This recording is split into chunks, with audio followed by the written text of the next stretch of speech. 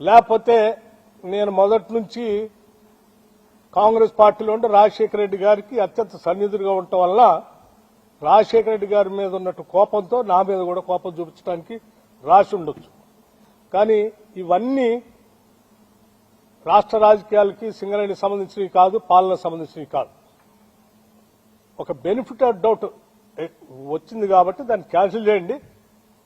మిగతా విషయాలన్నీ కూడా నేను రాధాకృష్ణ తేల్చుకుంటాము. ఇది ప్రజలకు సంబంధించింది కాబట్టి ఇమ్మీడియట్ గా క్యాన్సిల్ ఇట్ అని చెప్పండి. లేకపోతే నేను మొదటి నుంచి అసలు సింగరేణి కాలరీకి సంబంధించిన ఆస్తులు బొగ్గు గనులన్నీ కూడా తెలంగాణ ప్రజల ఆత్మది.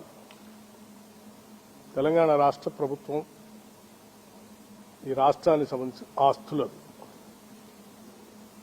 ఆ ఆస్తుల్ని ఈ ఆత్మని కాపాడి భవిష్యత్ తరాలకు అందించడమే నా ముందు ఉన్నటువంటి ఏకైక లక్ష్యం. రాధాకృష్ణ గారి లాగా నేను ఏది పడితే అది మాట్లాడటమో ఏది పడితే అది రాయటమో నేను చేయను. ఎందుకంటే నాకు కొన్ని బాధ్యత, ఒక విధానం కూడా ఉంది.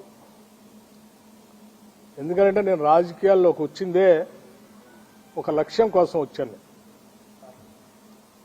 ఆస్తులు సృష్టించుకోవటం కోసం, వ్యాపార సామ్రాజ్యాలు విస్తరించుకోవటం కోసం, లేకపోతే అధికారాన్ని హోదాగా అనుభవించడం కోసం నేను రాలేదు. నేను ఒక ప్రత్యేక లక్ష్యం కోసమే రాజకీయాల్లోకి వచ్చాను. నా లక్ష్యం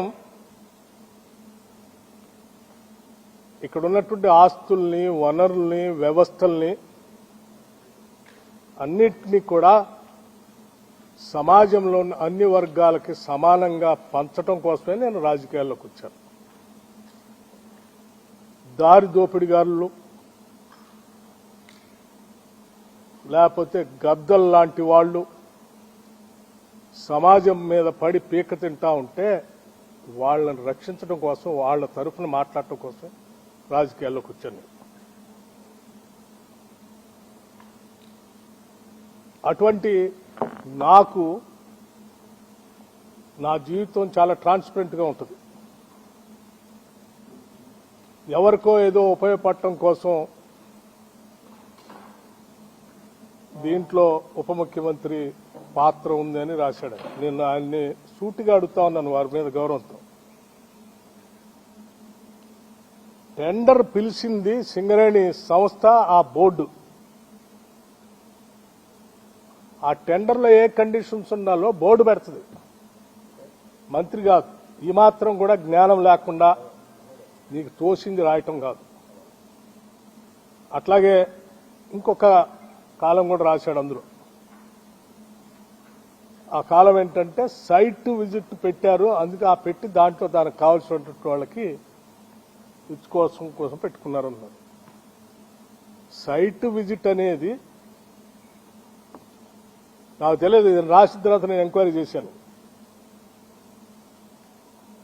పబ్లిక్ సెక్టర్ అండర్టేకింగ్స్ అన్నింటిలో టెండర్ పిలిచేటప్పుడు ఆ కండిషన్ కూడా పెడతారట. ఎందుకంటే క్లిష్టతరమైన పరిస్థితులు ఆ ప్రాంతాలు ఉంటాయి కాబట్టి విజిట్ చేసి ట్రాన్స్పరెంట్ గా అసెస్మెంట్ చేసుకుని దానికి తగ్గట్టుగా టెండర్ తయారు చేసుకుని వాళ్ళు పార్టిసిపేట్ చేయడానికి అవకాశం కలిగిస్తారు.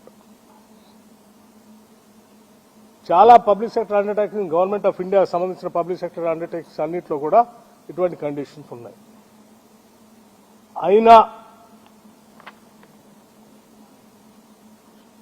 ఒక బెనిఫిట్ ఆఫ్ డౌట్ ని, ఒక కట్టు కథని, ఒక పెట్ట కథని అల్లి తెలంగాణ ప్రజల్ని మభ్యపెట్టడం కోసం తను ఒక కథనం రాశాడు. కాబట్టి మేము నిజాయితీగా ఉంటామే కాదు, ఉన్నట్టుగా కూడా జనానికి కనపడాలి. ఆ ట్రాన్స్పరెన్సీ